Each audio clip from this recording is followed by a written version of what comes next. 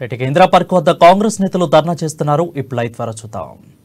లేకపోతే ఉగ్రవాదులు అయితే ఇంకా బాధపడాల్సినటువంటి పరిస్థితి. ఇక్కడ మనం చాలా విషయాల్ని చర్చించుకునేటువంటి క్రమంలో ప్రజల పక్షాన నిలబడేటువంటి విప్లవం ఒకటైతే కేవలం ప్రజా కంటకంగా మారేటువంటి కొన్ని విప్లవాలు, ఉగ్రవాదులు, తీవ్రవాదులు కొంతమంది ఉన్నారు. అటువంటి వాళ్ళందరూ కూడా అంచనా వేసుకోవాల్సినటువంటి పరిస్థితి ప్రభుత్వాన్ని. ఇటువంటి సందర్భంలో మనం స్పష్టంగా చెప్పుకోవాల్సినటువంటి అంశం ఏంటంటే, ఇంకో 3-4 నెలల్లో ఖచ్చితంగా ఈ మన్ కీ బాత్ పాలన పోయి జన్ కీ బాత్ పాలన మాత్రం ఖచ్చితంగా వస్తుంది.